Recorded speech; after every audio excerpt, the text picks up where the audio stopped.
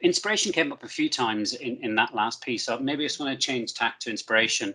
And when we talk about women in tech, there are a number of kind of key role models out there. Somebody who I've kind of always kept an eye on and certainly been inspired by is Sheryl Sandberg, the CEO at Facebook and previously Google. And she speaks a lot. She talks about the challenge she has in kind of a male-dominated world. I think she, for many, is quite inspiring in terms of what she's achieved in what is an extremely dominated environment that she works in. But so can I throw the question back to yourselves? In particular, Steph, you mentioned, I think it was a guy called Robert a minute ago. But if we look at women, are there any particular women in tech who have inspired you guys, or anybody in particular who you think have inspired you to be where you are today? To be honest, there are probably too many to count, right? But if I had to pick one, I'd probably roll out the red carpet for Dame Stephanie Shirley. And even though we shared her first name, that's kind of where the similarity ends. She does very clearly encompass my 3 ultimate goals when interacting with people: to inform, to entertain, and to inspire.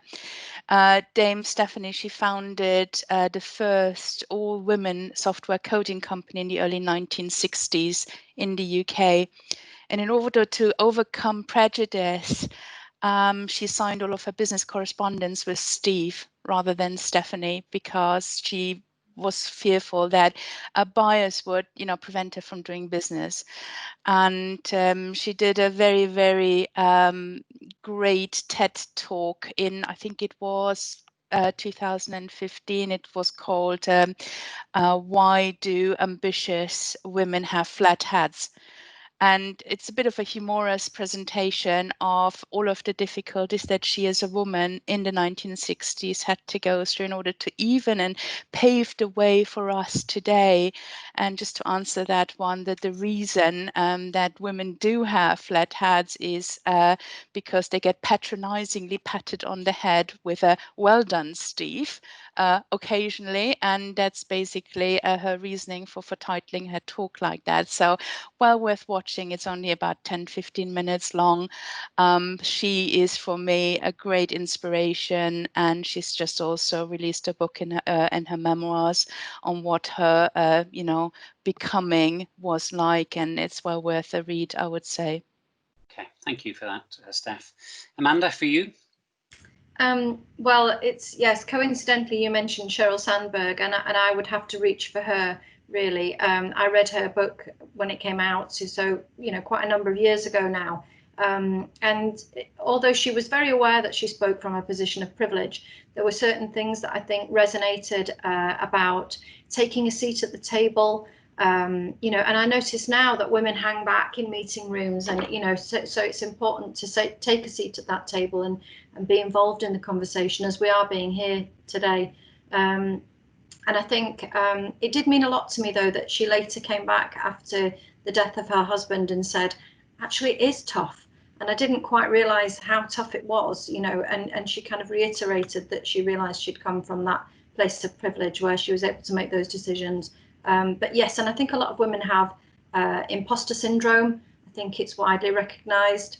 And she spoke to that as well. And, and there's this idea that, we do have to be true to ourselves, that we may be nervous, but we just have to, do the best we can and speak confidently and engage with our clients and our colleagues. And actually, a lot of people feel that, these doubts and that it's natural. So, I think, yes, she really did speak to me in that way. Yeah, I mean, I quite often I find I'll end up somehow on one of the clips that she has on YouTube, whatever, and you never come away with anything other than an admiration. And I think you've picked up on some of the other points that there is a bit of privilege there, but ultimately she speaks a lot of sense, and as a result, you see her out and about a lot. And I think we've kind of touched on this a little bit, but I think there are a pretty serious numbers of misconceptions about women in the tech sector.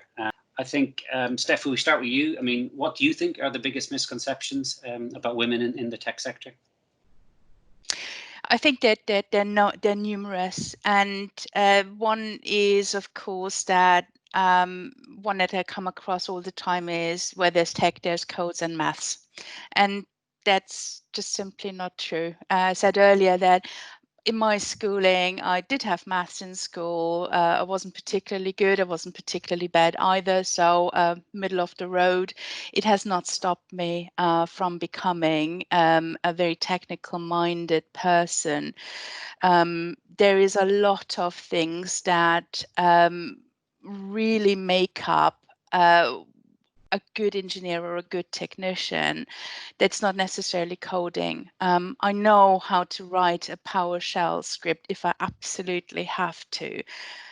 I can read them too, but I'm not particularly good at it. But what I am good at is things like articulating how to utilize software to fix a problem, how to use a software in a different way that it was designed to do in order to fix a problem or to solve an issue, or to ultimately design and architect an overall solution for customers, whether that has to do with the security side of things or not. It's just those type of things that can make up a good engineer, a good technician, and it doesn't necessarily rely on maths, even though I have to admit it does help in certain environments. I think the biggest gripe I have is that still there is this perception that the work-life balance is more important for women than it is for men.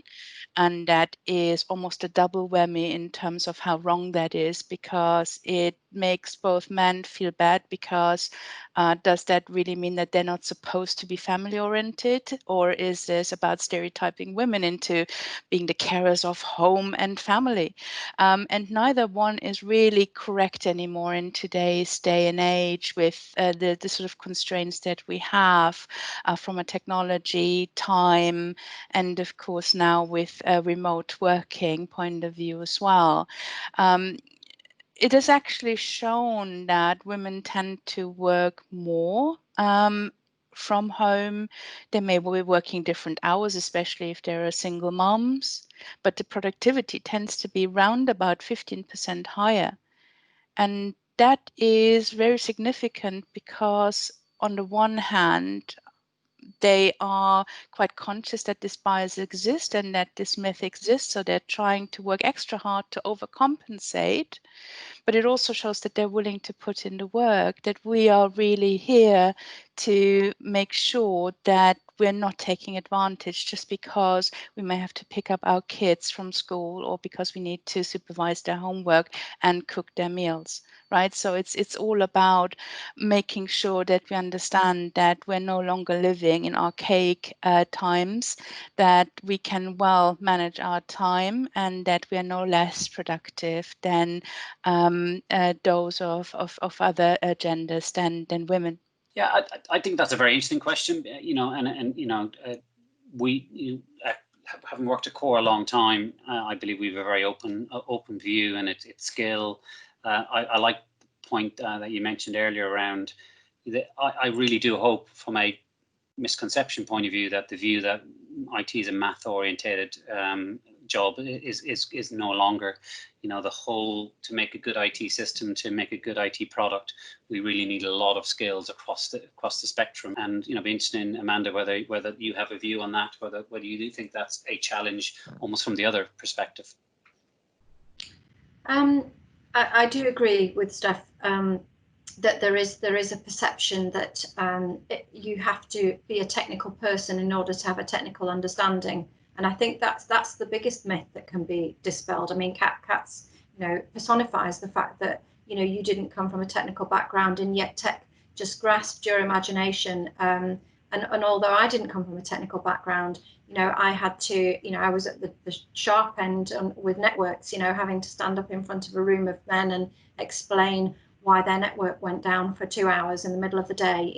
So I had to, quickly accumulate that technical understanding in order to demonstrate, what we'd done about things, what we were going to do about things, and I think if we can just instill in people that, just because you don't have that technical background or even that math background doesn't mean you won't understand it when you've got colleagues, superb engineering colleagues who can just, explain something to you, and then you can just run with it. You don't have to be the technical person doing the coding. You can be the service delivery manager, who puts that wrap around something. Yeah, I couldn't agree more, and I think we might be off on a slight topic, but for me, having worked in the IT leadership role for a number of years, I've had many colleagues who have joined Core and other organisations who would be maybe project managers, not overly technical in their own mind.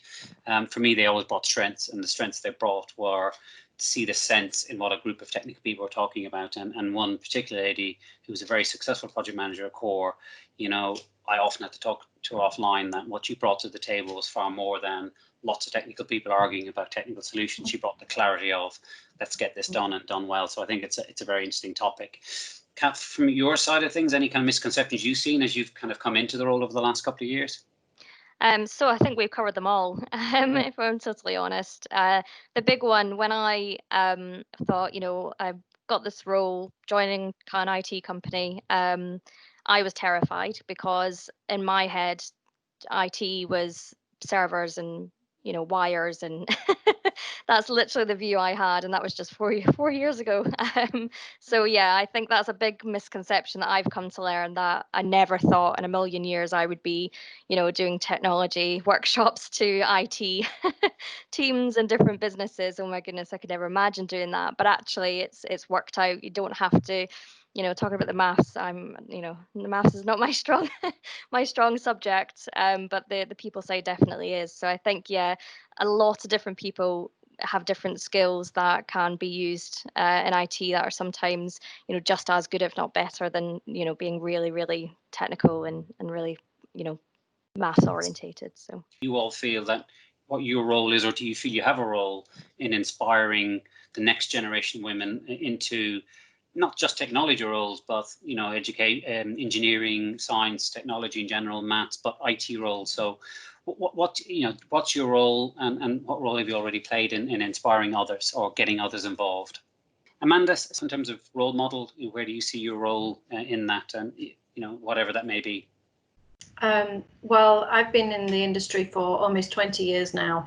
And yes, as I've risen to a more senior level, I am aware that there's younger women who can see me, taking a seat on the board or working at quite a senior level. And I do hope that I provide a role model. If nothing else, it provides a picture, that has a senior female that they can aspire to.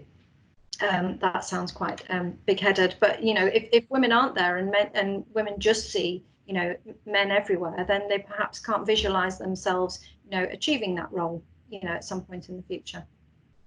Just to get a quick point in there, Amanda, when you were joining, we heard that you were joining the role at Core, and we were like, oh right, it's a woman that's joining a senior kind of more technical role, and yeah, we had a little like, oh okay, great, because the couple of people we had before, they were they're all men, so it was a nice change. And I remember it got announced, and we were like, Amanda, oh, women. So it was quite nice. Yeah, which is the inspiration element, really, to be honest, which is what I think everybody's striving for. Thanks. And Steph, same question to you. I mean, you work in a very large organization, so maybe you've got that view as well, but just kind of keen to understand kind of where you feel your role in terms of inspiration is. Yeah, as I mentioned it before, it's all about turning the fact that you are a female into a strength. And really, this just gives you another reason to stand out from the crowd, to be heard and to lead the way. Be courageous, fearless and confident, and be a leader. Don't just be a follower. And the great thing about this is that you don't really have to do all of this alone. Seek out mentors of either gender, learn from them, and at the same time also, and I would especially encourage Kat to do that, be a mentor yourself, because as you are a mentee to someone, you're also teaching them. You're teaching them another perspective. You're talking to them about your perspectives, your fears. You're opening up a new area that they may not have explored before. So it's always a two-way relationship. So taking on a mentor might help you in the long term, but it also might help them, and vice versa. So be a mentor and be a mentee at the same time throughout your career. Yeah, I haven't been involved in the IT industry for a wee while. I think the mentor-mentee relationship is massively beneficial both ways. It's not always just a one-way thing, and I think that's very, very good and strong advice. Slight change of topic in terms of your just view on the IT world. So we're kind of just going to change into, what do you feel from your perspective is kind of the greatest transformation you've seen in your career, or even maybe in the last year or two? What's the thing that stood out to you as being transformative? So when I prepared for this interview, I thought I was going to talk about the transformation to the cloud and what that means for customers. But throughout the course of this interview, I've changed my mind with your permission, because I think there's another bit, perhaps a little bit more topical with the rest of what we've been discussing here today, that I'd like to bring to light, and that's the change and what we are doing as an organization to bring more women into the technology and to bring more women into the tech sector overall. And while we do a lot with girls aged 8 and above, what I really wanted to focus on from a technology point of view is really what we're looking at, improving the level of happiness of women in the workplace. And that, I'm sure you would agree, is a very difficult measure to make, and very difficult to keep on top of it. A lot of research has been done into this particular subject, and the three sort of key areas what we have found out as an organization, and also going into the wider industry, is that there are three key areas that women tend to focus on in order to seek happiness. And the first one is the appreciation and recognition for all of the individuals involved in a project. The second one is the sense of belonging to a close-knit team. And the third one is the responsibility and the feeling that their voice matters. And I think from a transformation point of view, it's great that we're looking now to, first of all, measure these, be it through CSATs, through maybe monthly polls and polls taking, as we call it at Microsoft, but also to move away from the concept of quotas and saying, oh, we need to have at least 2 female applicants for this role, or we need to increase our senior leaders in the by 5% more females, or whatever it might be, to looking at actually maybe there is a reason that females don't apply for this role. Maybe we need to change the wording. Maybe we need to make it more open and gender neutral in order to inspire women to actually apply for those roles, even though they're clearly technical.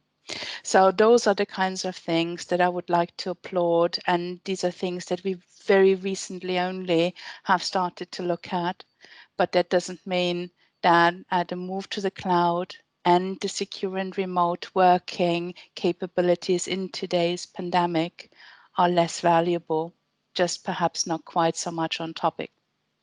No, but I think it's on topic to what we're talking about, and I think for me, as Core is a Microsoft partner, I've personally worked with Microsoft now for nearly 20 years, if not slightly more. Actually, in the yearly partner conference that we hold in the UK back in January this year, just gone, the kind of key speakers from Microsoft, the message that came across really clearly to us as partners, and there's about 700 of us in the room, was the progressive nature of looking at things from a completely different angle. Quotas in general across the business, obviously Microsoft is a numbers business, but it did come across genuinely very inspiring and very interesting. We as a team in Core sat down afterwards, albeit over a beer, and kind of sat down and said that was a very different message than we've heard maybe historically from Microsoft. Same message, same theme about technology and what we need to achieve. But it's interesting to hear you're, as an insider, hear the same things coming through. So I think that's very progressive, and it is transformative, and I think it matches all of the message we're talking about today. So thanks for that. Kat, same question to you from a technology, from what's inspired you, what you see maybe, and you've been at the heart of a lot of the cool stuff we do in Core. So keen to hear your views as well on that. So I am a huge Teams nerd, and I remember three years ago when Teams was released, I was championing it through Core like there was no tomorrow, trying to get everybody to use it and doing training sessions, and how much that's kind of grown from when it first was released. And it was a bit messy, weren't really sure what it was used for, and trying to get to grips with it, and then to see how it's totally transformed now into like a business critical tool. So we'll be, since the lockdowns happened, I've had to do all the workshops remotely, and it's incredible where we can sit with 20 people in a virtual room, have cameras on and share screens and show them a demo and get their feedback and ask questions and be interactive. And I could do that with, people who are across the world, and we can all kind of be in the same room. So I think, you guys know how excited I get over Teams, but yeah, that's definitely one that I've seen change from a tool that it was always seen as, oh, Microsoft are pushing Teams and it's versus Slack, to now it's actually turned into a business critical tool to help people work remotely. And I think that's, just echoing what Amanda said, I think that's going to totally change the way that we're working moving forward as well. When we do go back to what is going to be normal, there'll be a lot more remote working and enabling people to work from where they are. So I think, yeah, that's definitely one that I would say. Yeah, I mean, it couldn't be more timely when you think about it as well. And I know you absolutely were the champion for Teams and Core. And, me personally, my excitement levels over the last maybe 12 months, seeing Teams become that thing that is the single pane of glass. We've been a SharePoint house for a long time. We've been a CRM house. We've always had that challenge of how do we get people into one consistent kind of interface. So I think we're all pretty excited about and just some of the projects we've done. So it's pretty inspirational. So thanks for that, Kat. So as a closeout, I've got a question which I think I'd love to hear from all of you on what advice you'd give to other women considering career in the tech industry, whether it's kind of a change of career or kind of at whatever stage. And I'll be a little bit selfish on this question. I'm going to throw a little extra bit in on the question and say, as a father of a 16-year-old daughter, if you were to come around for beers or whatever, what one piece of advice would you give my daughter who potentially has a future in a technical world? What piece of advice would you give her? What piece of advice would you give a woman in general? And Kat, if I start with you, please, that'd be lovely. Yeah. So one thing I would say that I've learned to definitely own a little bit more is confidence. Is to not second guess your skills, your talents, or anything to do with how you would perform or deliver a workshop or whatever it is that you're going into, is having that confidence of, yes, okay, I can do it, even if I have to learn something new, or that's something that I've definitely learned, is not to be put off by things and kind of be confident in your own skills that you learn. Cool, thank you. So Steph, same question to you. Yes, and I feel exactly the same. Don't let anyone tell you that you can't do something or another. Be very, very curious. Don't just discount something because you are afraid of it or because you're succumbing to some kind of peer pressure. And finally, be a leader, be the one that runs all the way ahead and have everyone else follow. Don't be one of those followers necessarily. Even though for part of your journey you will very likely be a follower as you're learning and exploring new avenues.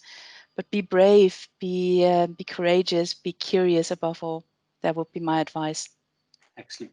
Thank you all very much. So that brings us to a close. Really leaves me now to say a massive thanks to all of you for your time today. And not such your time, but your input. I think a number of things have come through listening for the last wee while. Very strong message on being yourself, being confident. And I think that's in itself very inspiring, because sometimes we're trying to be something different no matter what role we're in. And I'll finish, Steph, with your comment, which I think is really interesting, which is that you use all opportunities to inform, entertain and inspire. And I think that's a lovely mantra, I think, to close out on.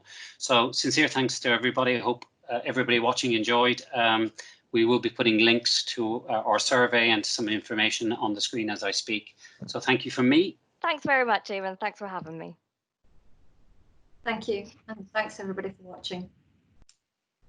Thank you, and stay safe, everyone.